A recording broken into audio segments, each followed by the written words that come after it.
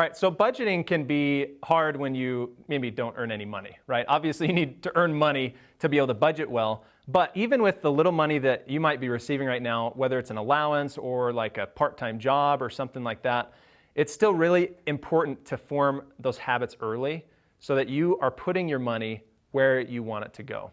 So let me give you a really funny short example. When I was in junior high, I got an allowance from my parents for lunch for the week. They encouraged me to make my own lunch and take it to school. I never did that. But they gave me $3 a week to eat lunch at school if I wanted to. The idea was that I'd spend it like on one day and make my own lunch the rest of the 4 days. Well, so me and my brilliant mind, I budgeted out about 50 cents for 4 days and then $1 for the 5th day. So I would have, a bag of chips for lunch for 4 days, and then a slice of pizza that came on Fridays for $1. That was how I budgeted out. So I never spent any of my own money, and I was able to make that lunch money last the entire week. Now, that's a pretty lame example, but it gives you an idea. If you really want something, then you can direct your money to go where you want it to go. So what you want to do, and we have assignments about this, but what you want to do is you want to take your income, whatever that is, and you want to probably list it out either weekly or monthly at this point. And you're going to take your income and you're going to look and see, okay, where am I spending money? Am I eating out lunch with my friends? Am I getting those new kicks? Am I going to the movies? Whatever I'm doing, you want to understand where you're spending money currently. Okay, so take your list of your income for that month, where you usually spend money. So you want to take your income minus your expenses and see what you have left over, okay?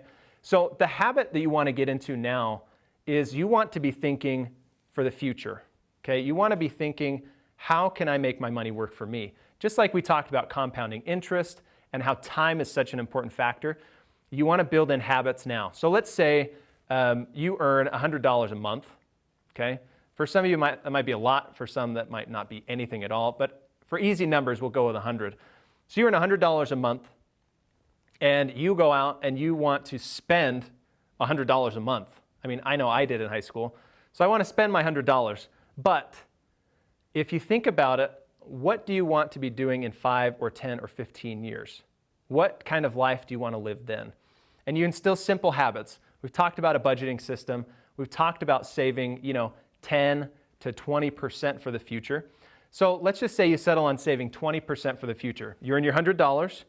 Immediately, just take $20 and set it aside for the future, okay? Put it somewhere else. Have open a separate savings account and put it in there. You can open up an investment account, talk with your parents, open up an investment account and actually buy stocks with it. But get in the habit of setting aside 20%. Now, $20 doesn't seem like a lot this month, and it won't seem like a lot in a year. But if you continue with that habit, it is going to compound and grow. So that $20 now might not seem like a lot, but in the future, when you have maybe a full-time job and you're working, that could be $200 a month that you're saving. Or, it could even be $2,000, okay? So the point is, when you start early and you do it consistently, that's what matters the most.